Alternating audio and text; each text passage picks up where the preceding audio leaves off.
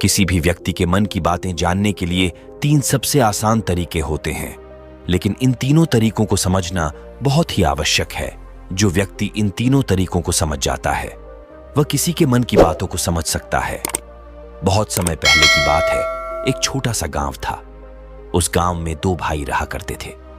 एक भाई अंधा था, जिसके कारण वह हमेशा घर पर ही बैठा रहता था, और छोटा भाई खेती किया करता था, लेकिन खेतों में अधिक जानवर आने से पूरी फसलें नष्ट हो जाती थी, जिस कारण छोटा भाई बहुत परेशान हो चुका था। तभी उसके मन में एक तरकीब सूझी। एक दिन उसने सोचा, खेतों में से इन जानवरों को भगाने के लिए मैं अपने भाई की मदद लूं। वैसे भी भैया अंधे हैं, अगर वह खेत में बैठे रहेंगे और जानवरों की आहट आने पर वह उन्हें जोर से चिल्लाकर भगा सकते हैं, जिससे हमारी फसलें बच सकती है। इसलिए उन्हें मैं खेत में बिठा देता हूं।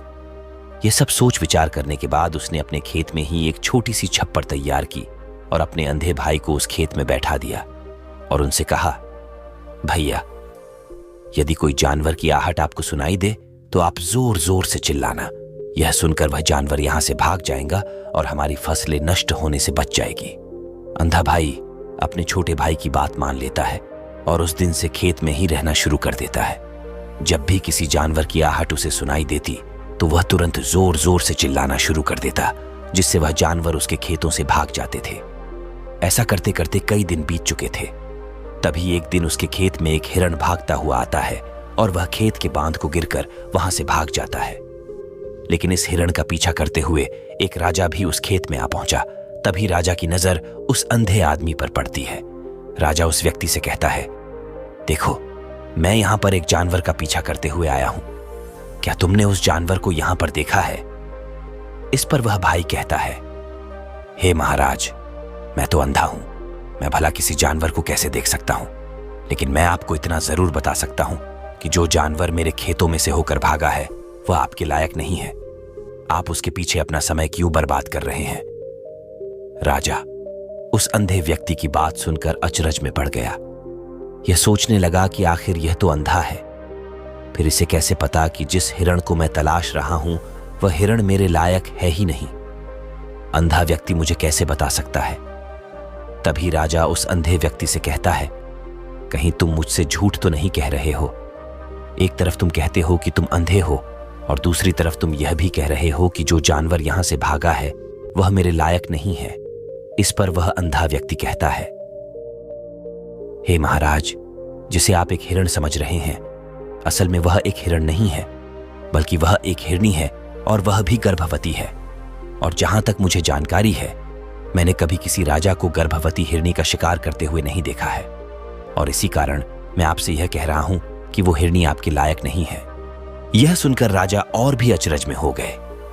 वो यह सोचने लगे कि आखिर यह अंधा आदमी यह कैसे जान सकता है कि वह हिरनी है और वह गर्भवती है।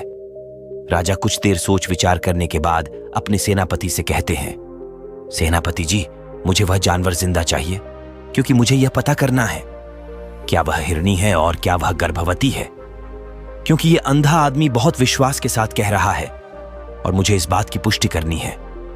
यदि वह हिरनी हुई और गर्भवती हुई तो वह हमारे शिकार के लायक नहीं है, क्योंकि हम तो एक हिरण का पीछा कर रहे थे। इसलिए जाओ और पता करो कि क्या वह हिरनी है।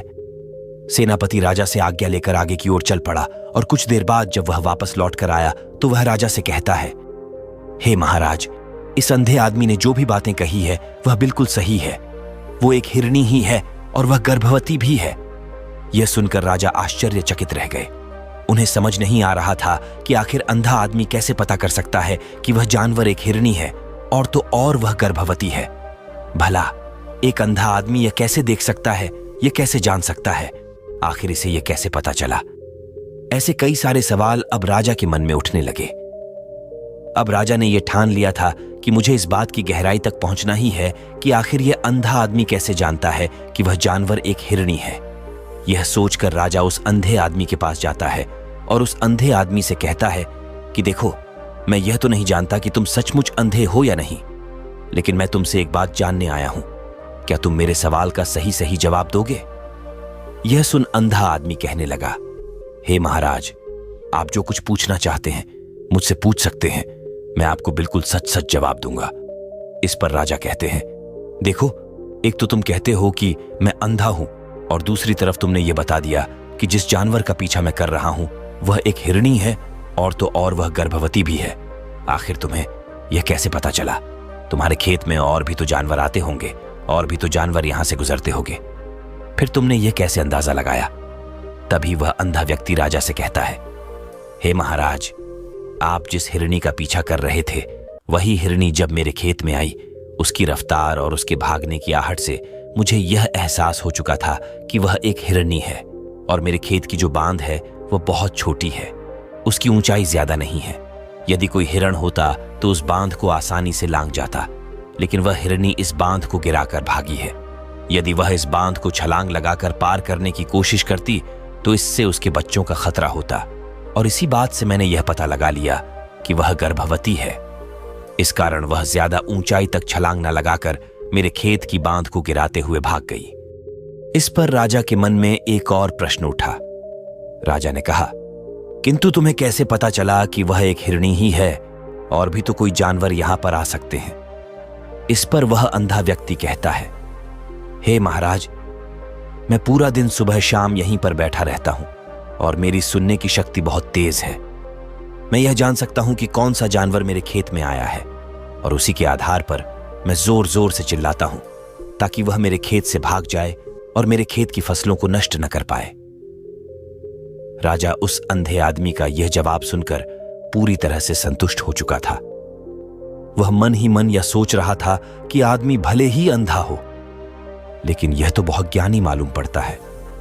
इस आदमी से कुछ ना कुछ तो काम निकलवाना ही चाहिए। ये विचार लिए हुए राजा वहां से वापस अपने महल की ओर लौट जाते हैं। राजमहल पहुंचते ही राजा उस अंधे व्यक्ति से कहते हैं, आप तो बहुत ही ज्ञानी व्यक्ति हैं। आपको किसी भी बात का पता बहुत आसानी से लग जाता है। आज मैंने आपको यहां पर इसलिए बुलाया है क्योंकि मैं आपसे यह जानना चाहता हूं कि मेरी पत्नी पतिव्रता है या नहीं। इस पर वह अंधा व्यक्ति कहता है, हे महाराज, मैं यह कैसा प्रश्न हुआ? इस पर राजा कहता है, मैंने आपसे बिल्कुल उचित प्रश्न किया है, मुझे इस प्रश्न का उत्तर दीजिए।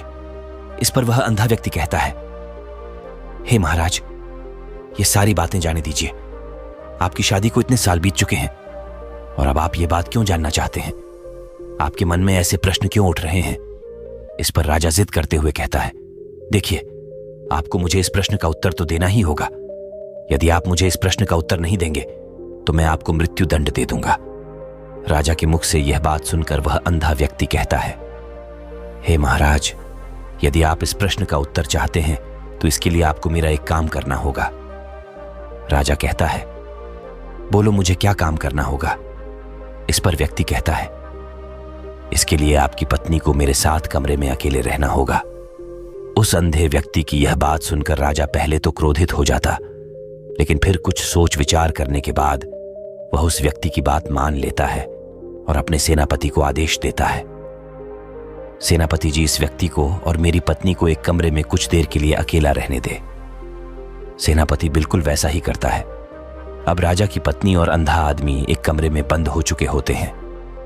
तभी वह अंधा आदमी राजा की पत्नी से कहता है, मुझे आपको छूना है। इस बात पर रानी अत्यधिक क्रोधित हो जाती है और उस अंधे आदमी को जोर जोर से पीटने लगती है, कभी हाथों से तो कभी लातों से, तो कभी पटक पटक कर। इस तरह से उन्होंने उस अंधे आदमी की खूब पिटाई की। उसके बाद किसी तरह से वह अंधा आदमी अपनी जान बचाकर वहां से भाग निकलता है और वह राजा के पास पहुंचता है और वह राजा से कहता है, हे महाराज, आपक पत्नी पतिव्रता नहीं है।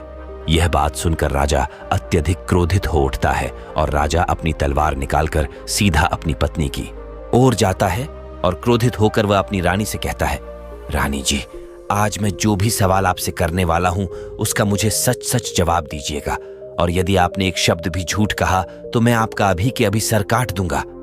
राजा कहता है, मुझे बताइए, क्या तुम पतिव्रता हो या नहीं?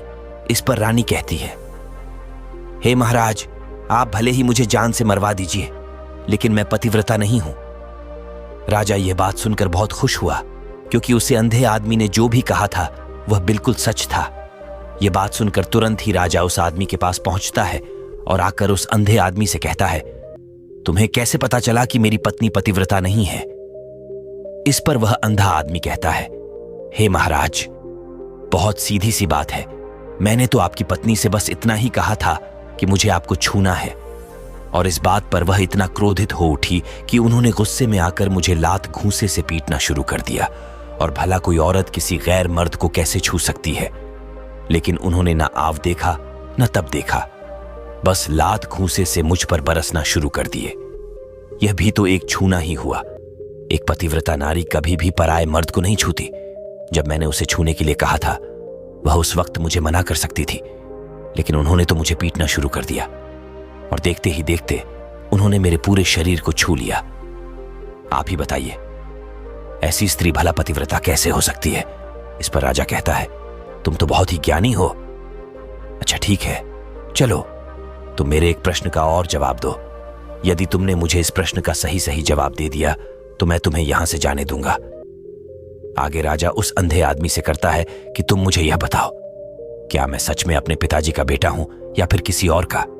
इस पर वह अंधा कहता है, हे महाराज, इस बात से आपका क्या लेना देना? आप किसी की भी औलाद हो, आखिर आप ही तो है इस राज्य के राजा, इसलिए इस प्रश्न को जाने दीजिए। लेकिन राजा कहता है, नहीं नहीं, मुझे इस प्रश्न का सही सही जवाब चाहिए, अन्यथा यह प्रश्न मुझे हमेशा परेशान करता रहेगा। इसलिए मैं इसका सही सही वही जवाब जानना चाहता हूं। यदि तुम इसका सही सही जवाब दे देते हो तो तुम यहां से जा सकते हो, मैं तुम्हें नहीं रोकूंगा। इस पर वह अंधा आदमी कहता है, हे महाराज, इसके लिए तो मुझे आपकी मां के पास जाने की कोई आवश्यकता नहीं है।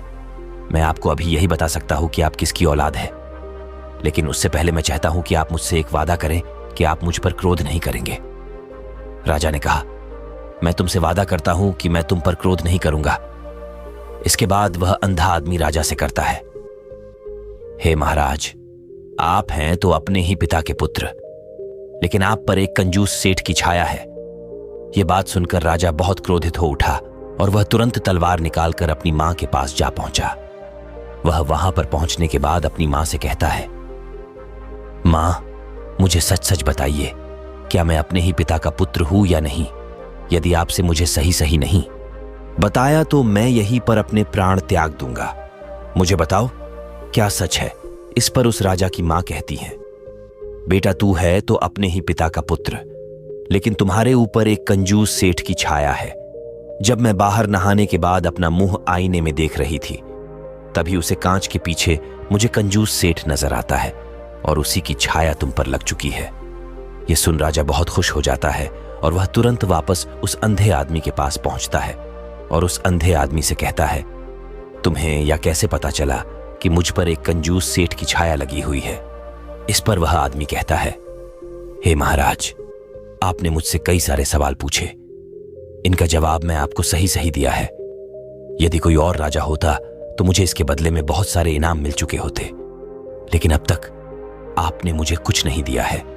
इस बात से ही मैंने अंदाजा लगा लिया था कि आप बहुत कंजूस हैं। यह सुनकर राजा जोर जोर से हंसने लगा और कहता है कि आप जो भी मांगेंगे वह मैं आपको अवश्य दूंगा, लेकिन मुझे बताओ कि तुम्हें कैसे पता चलता है कि कौन सी बात सही है और कौन सी गलत?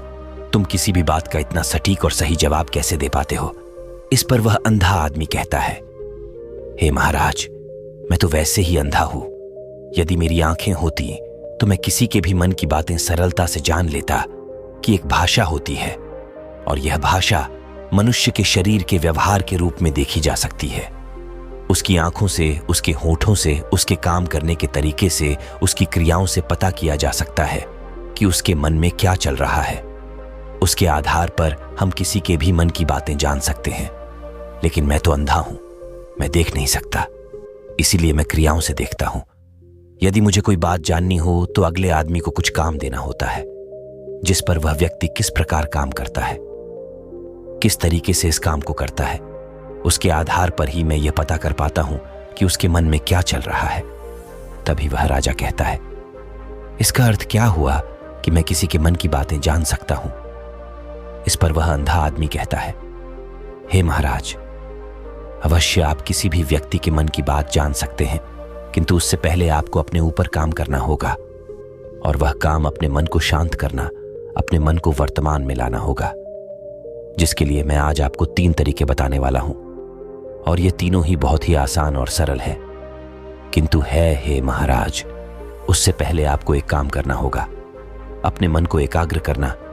जब हम अपने मन को एकाग्र करते हैं, जब अपने मन को वर्तमान में लाते हैं, तो हम दूसरे के मन की बात जान सकते हैं, क्योंकि वह आदमी अभी भी अपने मन के वर्तमान में ही सोच रहा है और हमें भी मन को वर्तमान में ही लाना होगा, तभी हम उसके मन की बातें जान सकते हैं। यदि हम अतीत में हुई घटनाओं के बारे में सोच रहे हैं, वह जो अगला आदमी वर्तमान में सोच रहा है, वर्तमान में अपने मन में बात कर रहा है, वह हम कैसे जान पाएंगे? क्योंकि हम तो अतीत की घटनाओं में डूबे हुए हैं। इसलिए किसी के भी मन की बात जानने के लिए सबसे पहले हमें हमारे मन को एकाग्र करना होगा, उसे वर्तमान में लाना होगा। उसके बाद वह अंधा आदमी राजा से कहता है, हे महाराज, जो सबसे पहला तरीका है वह है आंखों पर ध्यान देना। किसी व्यक्ति से बात करते वक्त उसकी आंखों में देखना, उसकी आंखों पर ध्यान देना, जो सबसे ज्यादा जरूरी है, क्योंकि आंखें बोलती नहीं पर बहुत कुछ कह जाती है। यदि हम किसी व्यक्ति की आंखों के इशारों को समझना सीख जाए, हम यह जान पाएंगे कि व्यक्ति के दिमाग में क्या चल रहा है, वह क्या सोच रहा है और अभी वह क्या करने वाला। मेरे पास आंखें नहीं, लेकिन मैंने अपने गुरु से यह विद्या सीखी है, क्योंकि बहुत सालों पहले मेरे पास आंखें थीं और मैं उस वक्त लोगों के मन की बातें केवल उनकी आंखों से ही जान लेता था। इसलिए यदि आप भी दूसरों की मन की बातें जानना चाहते हैं, तो आपको भी उनकी आंखों पर गौर करना चाहिए, जैसे कि उनका आकार कैसा है, वह कब, कहां और किधर देख रहे हैं। यदि उसकी आंखें यहां वहां घूम रही है जब आप उससे बातें कर रहे हैं, तो वह इधर उधर देख रहा है, कभी ऊपर तो कभी नीचे या कभी आसपास। फिर उसकी आंखें खुश नजर आ रही है या फिर आंखें साफ नजर आ रही है, जैसे कि चोर होता है। उसकी आंखों में जब हम देखते हैं तो हमें यह पता चलता है कि अगले आदमी ने कोई गलती की है। ठीक उसी प्रकार जब हम किसी चालाक व्यक्ति की आंखों में देखते हैं तो आपको पता चलेगा कि उसकी आंखें एक भाषा होती है, एक बहुत ही सीधा और आसान तरीका होता है। यदि आपको यह पता लगाना है कि सामने वाला व्यक्ति आपसे झूठ कर रहा है या फिर सही, तो आपको उसकी आंखों पर ध्यान देना अति आवश्यक है। यदि आपसे बात करते वक्त वह व्यक्ति अपनी आंखें यहां वहां घूम रहा है, ऊपर नीचे इधर उधर दाएं बाएं हर जगह देख रहा है, तो इसका अर्थ यह हुआ कि वह उस बात से निकलने का कोई रास्ता ढूंढ रहा है और कोई झूठ बना रहा है। यदि सामने वाला व्यक्ति आपसे कुछ झूठ बोलने का प्रयास कर रहा है, तो वह आपसे नजर नहीं मिलाएगा। वह यहां वहां देखेगा, ऊपर नीचे दिखेगा, लेकिन वह आपकी आंखों में आंखें डालकर कभी नहीं देख पाएगा, क्योंकि उसे डर है कि यदि उसने आपकी आंखों में आंखें डालकर रखी तो उसका झूठ पकड़ा जाएगा और लोगों को सच्चाई का पता चल जाएगा। और इसी प्रकार कुछ और भी भाषाएं होती है। जब आप किसी की आंखों में आंखें डालकर यह देखना शुरू कर देंगे कि उसके हाव भाव क्या है, उसके चेहरे के हाव भाव से पता कर सकते हैं। फिर चाहे इंसान जुबान से कुछ बोले या ना बोले, लेकिन आप उसके चेहरे से सब कुछ पता कर सकते हैं। आगे व्यक्ति राजा से तीसरा तरीका बताते हुए कहता है, हे महाराज, इसी प्रकार तीसरा तरीका भी है, और वह है हाथों के इशारे और शरीर का व्यवहार मन की बात समझने के लिए, और शरीर के व्यवहार को समझना बहुत आवश्यक है।